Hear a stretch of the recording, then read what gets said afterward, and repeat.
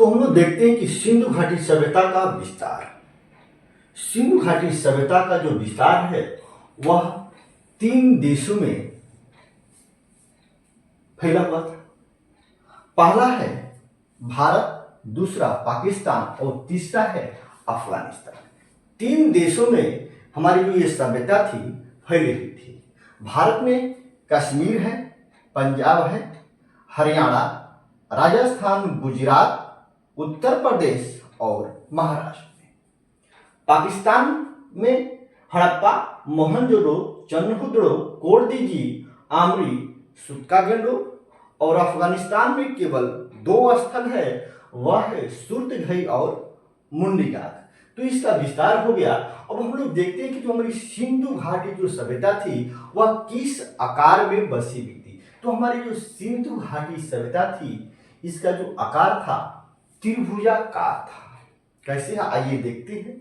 तो सिंधु घाटी सभ्यता का जो उत्तरी जो स्थल है वह है मांडा, इसका दक्षिणी जो स्थल है वह है दैमाबाद, इसका जो पश्चिमी स्थल है वह है सुत्कागेंडो और इसका जो पूर्वी स्थल है वह है आलमगीरपुर। मांडा कहाँ है तो यह कश्मीर में है और यह मांडा चिनाब नदी के तट पे है। और इसका दक्षिणी स्थल दैमाबाद, यह महाराष्ट्र में है, यह प्रवरा नदी के तट पे है। इसका पश्चिमी स्थल सुत्कागेंडो, यह कहाँ है तो दक्षिणी बलूचिस्तान में है और यह दास नदी के तट पे है। इसका पूर्वी स्थल यूपी में आलमगीरपुर और यह किस नदी के किनारे है तो यह हिंडन नदी के किनारे है। तो लगभग आप इसको हम लोग अगर मिलाते हैं तो जो इसका आकार है लगभग त्रिभुजाकार आकार में यह आता है।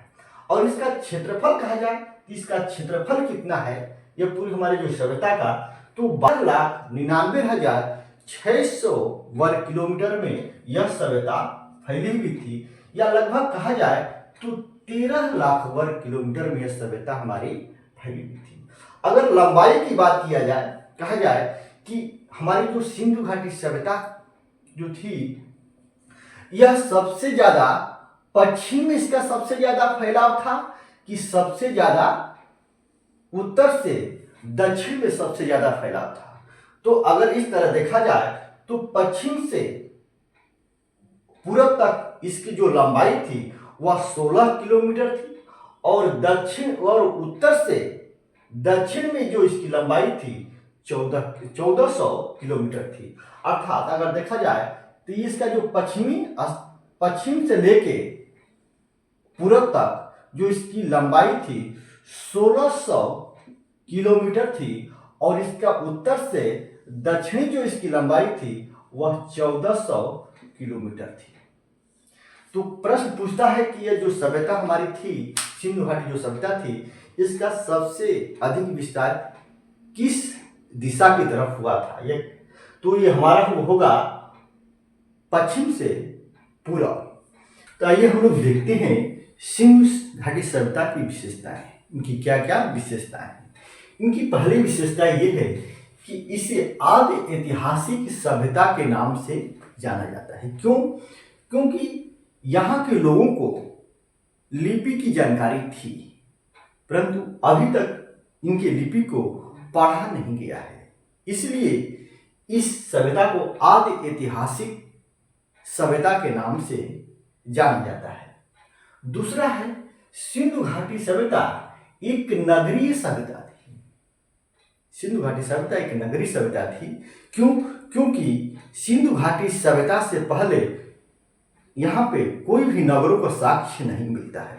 सिंधु घाटी सभ्यता में पहली बार नगरों का उदय हुआ, इसलिए इस सभ्यता को नगरीय सभ्यता के नाम से भी जाना जाता है। इस सभ्यता को कांस्य युगीन सभ्यता भी कहा जाता है। क्यों? क्योंकि इन लोगों ने सिंधु सभ्यता के लोगों ने पहली बार कांस्य नामक धातु का प्रयोग शुरू किया, इसलिए इस सभ्यता को कांस्य युगीन सभ्यता भी कहा जाता है। अर्थव्यवस्था सिंधु घाटी सभ्यता के लोगों की अर्थव्यवस्था का मुख्य आधार कृषि था। कृषि ही इनकी अर्थव्यवस्था का मुख्य आधार थी। यहाँ का व्यापार व्यवसाय विदेशों के साथ होता था। सिंधु घाटी सभ्यता के लोगों की एक लिपि थी। सिंधु घाटी सभ्यता के लोगों की एक लिपि थी। इनके लिपि को भाव चित्रात्मक लिपि कहा गया है। अभी तक इनके लिपि को पढ़ा नहीं गया है।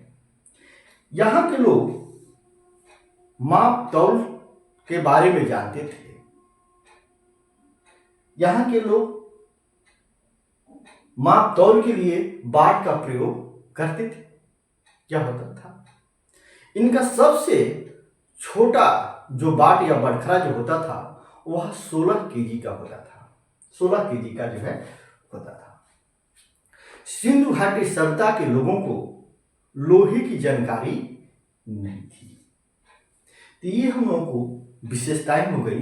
अब हम लोग देखते हैं कि सिंधु घाटी सभ्यता के जो नगर थे इनकी बसावट कैसे थी, इनके नगरों को कितने भागों में बांटा गया है और इनकी सड़कें कैसी है। आइए इनके बारे में हम लोग देखते हैं।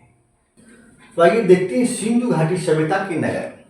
सिंधु घाटी सभ्यता के नगर को कितने भागों में बांटा गया है, आइए हम लोग इसको देखते हैं। तो सिंधु घाटी सभ्यता के नगर को 2 भागों में बांटा गया है। एक है पश्चिमी भाग और दूसरा है पूर्वी भाग। पश्चिमी भाग को कहा गया है दुर्ग टीला और पूर्वी भाग को कहा गया है नगर टीला। पश्चिमी जो टीला है अर्थात जो दुर्ग टीला है, यहीं से पूरे नगर का प्रशासन चलता था। यहाँ पर प्रशासनिक वर्ग रहता था। इसी दुर्ग टीला पर अन्नागार है और स्नानागार है। ये जो नगर टीला है यहाँ पर सामान्य जनता, श्रमिक, व्यापारी ये सब यहाँ पर निवास करते थे। रहा ये दुर्ग टीला, तो दुर्ग टीला को रक्षा प्राचीर से घेरा गया है। ये रक्षा प्राचीर से घेरा गया है। क्यों घेरा गया है कि ताकि बाहरी लोगों का आक्रमण हो तो उससे रक्षा किया जा सके। इस तरह देखें तो सिंधु घाटी सभ्यता में लगभग सभी स्थलों से या सिंधु घाटी सभ्यता में जितने भी नगर हैं सभी नगरों को 2 भागों में बांटा गया है, पश्चिमी भाग और पूर्वी भाग। लेकिन एक अपवाद है, वह है धौलावीरा। धौलावीरा का जो नगर है वह ये नगर जो है 3 भागों में बांटा गया है। 3 भागों में बांटा गया है। इसको कहा गया है किला और इसको कहा गया है जो मध्य वाला था इसको कहा गया है मध्यनगर और जो तीसरा है इसको कहा गया है निचला शहर या नगर। इस तरह देखें तो धौलावीरा के नगर को 3 भागों में बांटा गया है। पहला किला है, मध्य नगर है और तीसरा है निचला नगर। केवल धौलावीरा में ऐसा है जो नगर को 3 भागों में बांटा गया है। बाकी नगर को सिंधु घाटी सभ्यता में 2 भागों में बांटा गया है, पश्चिमी भाग और पूर्वी भाग। तो हम लोग देखते हैं कि सिंधु घाटी सभ्यता के नगरों के बसावट कैसे थे। तो सिंधु घाटी सभ्यता के जो नगर थे एक व्यवस्थित तरीके से बसाया गया था। यहाँ पे जो सड़कें थी सिंधु घाटी सभ्यता के नगरों की जो सड़कें थी वह संपूर्ण प्रकार की सड़कें यहाँ बनाई गई। यहाँ पर सड़कें 2 प्रकार की हैं, एक बड़ी सड़क और दूसरा है छोटी सड़क। बड़ी सड़क की जो चौड़ाई जो होती थी वह 9 मीटर लगभग होती थी और छोटी सड़क की जो चौड़ाई होती थी 3 से 4 मीटर होती थी। इस सड़क के चाहे मुख्य सड़क हो या छोटी सड़क हो, इन्हीं सड़कों के किनारे किनारे घर बनाए गए हैं। इन घरों के दरवाजे और खिड़कियां गली की तरफ खुलती हैं, सड़क की तरफ नहीं खुलती। यहाँ पे जितने भी घर बनाए गए हैं, इन घरों के दरवाजे और खिड़कियां गली की तरफ खुलते हैं। और यहाँ के जो घरों के जो पानी है वह नली के माध्यम से वह गली में आता था, और इस गली से यह पानी होते हुए नाला में आता था, और यह पानी नाला से होते हुए वह नदी में चला जाता था, ताकि शहरों में जल जमाव न हो सके। अतः देखें तो सिंधु घाटी सभ्यता के नगर में जल निकासी की उत्तम व्यवस्था थी। शहरों में जल जमाव कहीं नहीं होता था। यहाँ पे जो सड़कें थी समकोण पे काटती हुई बनाई गई हैं। घर यहाँ पे बनाए गए हैं सड़कों के किनारे किनारे, और घरों के दरवाजे खिड़कियां किधर खुलती हैं तो गली की तरफ। लेकिन एक अपवाद स्थल है, एक अपवाद स्थल है लोथल। इसके दरवाजे और खिड़कियां सड़क की तरफ खुलते हैं। बाकी सभी नगर के स्थल के दरवाजे और खिड़कियां गली की तरफ खुलते हैं। लेकिन लोथल एक ऐसा स्थल है या नगर है, लोथल के नगर के जितने भी मकान बने हैं वहां के दरवाजे और खिड़कियां गली की तरफ न खुल करके सड़क की तरफ खुलते हैं। अब हम लोग देखते हैं यहाँ के मकान कैसे बने थे। तो यहाँ के जो मकान बने थे वह वर्गाकार और आयताकार बने थे, और यहाँ के मकान 2 मंजिले थे। मकान को बनाने के लिए 2 प्रकार के ईंटों का प्रयोग हुआ था, बड़ी ईंट और छोटी ईंट। बड़ी ईंट का प्रयोग नालों के रूप में हुआ था, और छोटी ईंटों का जो उपयोग हुआ था वह घरों को या मकानों को बनाने के लिए। छोटे ईंटों का जो अनुपात था वह 4:2:1 है।